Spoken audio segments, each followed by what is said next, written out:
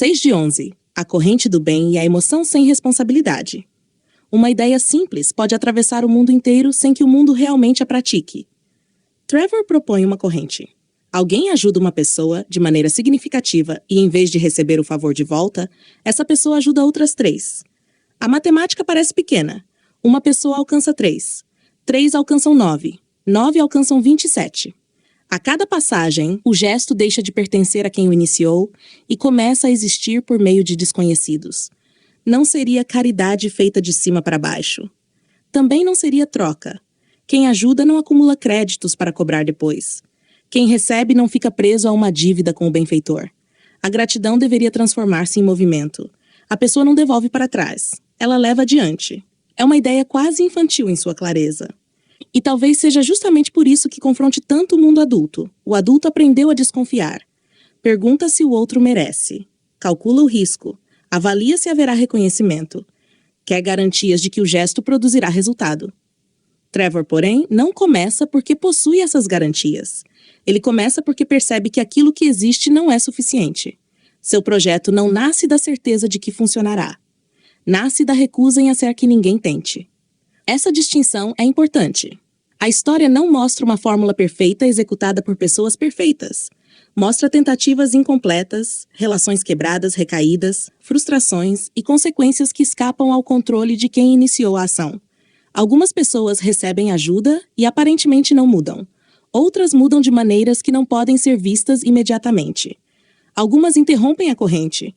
Outras a carregam para lugares que Trevor jamais conhecerá. Isso aproxima a proposta da vida real. Quando ajudamos alguém, não controlamos o que essa pessoa fará depois. Não podemos exigir que se torne aquilo que imaginamos. Não podemos transformar cuidado em contrato secreto. Ajudar não é instalar no outro uma obrigação de corresponder à nossa expectativa. Ainda assim, a ausência de controle não elimina a responsabilidade pelo gesto. Trevor age sem saber se verá o resultado. E essa talvez seja a parte mais exigente da corrente. O bem que depende de aplauso não viaja muito longe. O bem que exige retorno permanece preso entre duas pessoas. Para tornar-se corrente, precisa sobreviver ao desaparecimento de quem o iniciou. Mas a sociedade possui uma habilidade curiosa para transformar ações difíceis em símbolos confortáveis. Admira-se a coragem sem imitá-la. Celebra-se a solidariedade sem alterar prioridades. Assiste-se ao sofrimento, chora-se por alguns minutos e depois retorna-se à mesma estrutura que o produziu. A emoção é verdadeira. A lágrima não precisa ser falsa. O problema aparece quando sentir passa a substituir agir. Uma história comovente pode provocar compaixão, mas também pode oferecer ao espectador uma sensação de participação que termina junto com a cena. Ele sofre com Trevor, sente indignação, deseja que o mundo fosse diferente. Talvez comente sobre a beleza da mensagem. E então segue a vida sem ajudar as 3 pessoas. A corrente emocional se completa. A corrente da responsabilidade nem começa. Isso não torna a arte inútil. Pelo contrário. Uma história pode alcançar pessoas que jamais abririam um tratado sobre ética, desigualdade ou responsabilidade coletiva. O cinema coloca um rosto onde antes havia apenas uma ideia. Mostra uma criança tentando resolver aquilo que os adultos aprenderam a administrar sem resolver. A imagem aproxima. A música intensifica. A narrativa faz o espectador sentir no corpo algo que uma explicação abstrata talvez não produzisse. O perigo não está em emocionar. Está em permitir que a emoção seja tratada como conclusão. Chorar diante de uma injustiça pode ser o começo de uma transformação. Também pode ser apenas uma descarga que permite continuar igual. A diferença aparece depois. O que foi modificado? Que comportamento foi interrompido? Quem recebeu cuidado? Qual risco foi assumido? Que parte do próprio conforto foi colocada em questão? Sem essas perguntas, a emoção pode tornar-se consumo. Consome-se a dor da personagem. Consome-se sua coragem. Consome-se sua morte. O sofrimento de alguém vira experiência para quem observa. A pessoa sai tocada, mas quem sofreu continua sendo responsável por carregar quase todo o peso da transformação. Esse padrão ultrapassa a ficção. A sociedade costuma admirar pessoas que enfrentam problemas coletivos como se fossem heróis excepcionais. Uma criança denuncia violência. Uma mulher protege desconhecidos. Um trabalhador oferece aquilo que mal possui. Uma pessoa vulnerável cria uma solução para outras pessoas igualmente vulneráveis. Então o público celebra, compartilha, agradece, transforma aquela pessoa em símbolo, mas o símbolo pode servir como desculpa. Enquanto existe um herói, os demais podem permanecer espectadores. A responsabilidade coletiva é transferida para alguém extraordinário. E quando esse alguém cai, todos lamentam profundamente a perda daquele que fazia aquilo que muitos poderiam ter dividido. Trevor não deveria precisar salvar o mundo. Ele é uma criança apresentando uma tarefa escolar. O fato de sua ideia parecer tão revolucionária revela menos sobre sua genialidade isolada e mais sobre o fracasso do ambiente ao redor. Os adultos conheciam os problemas. Tinham mais recursos, possuíam autoridade, experiência e poder institucional. Mesmo assim, foi necessário que uma criança perguntasse se o mundo poderia ser modificado. Há algo nisso. Também há algo profundamente desconfortável. Quando uma criança precisa ensinar responsabilidade aos adultos, a celebração de sua pureza pode esconder uma acusação. Talvez por isso seja mais fácil admirar Trevor do que responder à sua pergunta. Admirá-lo exige sentimento. Responder exige mudança. A corrente proposta por ele não pede grandes discursos, pede ações concretas dirigidas a pessoas concretas. Não basta desejar o bem da humanidade, é preciso perceber quem está diante de nós e ajudar de maneira realmente difícil. Na lógica da história, a ajuda não deveria ser algo insignificante para quem oferece. Também não deveria ser algo impossível. Deveria exigir alguma coragem, esforço ou deslocamento. Essa condição impede que a corrente seja reduzida a gentilezas decorativas. Sorrir para alguém pode ser valioso. Segurar uma porta pode ser educado. Mas a proposta procura algo capaz de alterar uma situação real. Isso exige compreender a necessidade. Voltamos, então, ao cuidado compatível. Não adianta oferecer aquilo que é fácil para nós quando a pessoa precisa de outra coisa. Uma ajuda inadequada pode aliviar a consciência de quem oferece sem modificar a condição de quem recebe. A corrente não se sustenta apenas pela intenção. Precisa de discernimento quem é essa pessoa. Do que ela precisa? O que consigo fazer? Aquilo que ofereço produz autonomia ou dependência? Protege ou apenas adia? Ajuda a pessoa ou produz uma imagem bonita sobre mim? Essas perguntas tornam o gesto menos cinematográfico e mais responsável. No filme, uma ação pode ser compreendida em poucos minutos. Na vida, ajudar alguém frequentemente envolve demora, frustração, limites e resultados imperfeitos. Talvez a pessoa rejeite a ajuda. Talvez recaia.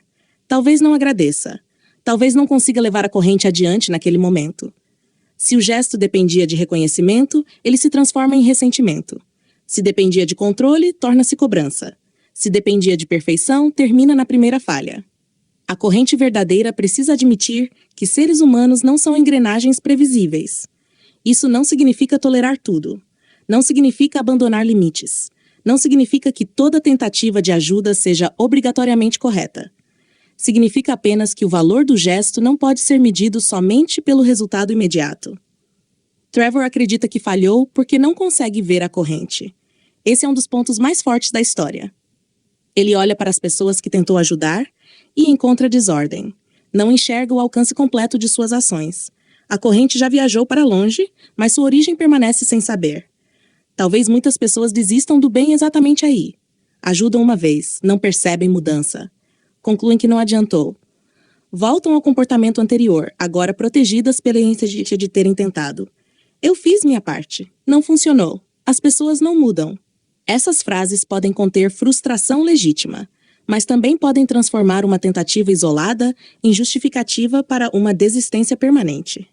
Trevor não muda o mundo porque sua fórmula funciona perfeitamente. Ele o muda porque continua agindo quando os resultados visíveis indicam fracasso. Ele não possui uma visão completa da corrente. Possui apenas a próxima pessoa. Isso talvez seja tudo o que qualquer um de nós possua. Não vemos as consequências totais de um gesto. Não sabemos quantas decisões futuras serão afetadas por uma palavra, uma proteção, uma refeição, uma informação ou uma presença oferecida no instante correto. Também não sabemos quantas vidas serão alcançadas por uma omissão. As correntes não transportam apenas bondade. A violência também passa adiante. A humilhação recebida pode tornar-se humilhação aplicada. O abandono pode ensinar alguém a abandonar. O medo pode atravessar gerações. Uma decisão aparentemente privada pode alcançar pessoas que ainda nem nasceram. Por isso, pagar adiante não é apenas criar uma corrente nova. Pode ser interromper uma corrente antiga. Alguém foi ferido e decide não repetir. Alguém recebeu desprezo e escolhe não devolvê-lo ao próximo. Alguém conheceu a fome e, quando consegue, oferece comida. Alguém foi silenciado e cria espaço para outra voz. Nesse sentido, o gesto não multiplica somente aquilo que recebeu. Ele pode transformar aquilo que recebeu. A pessoa não precisa reproduzir a dor que lhe entregaram. Pode convertê-la em consciência. Isso não é simples.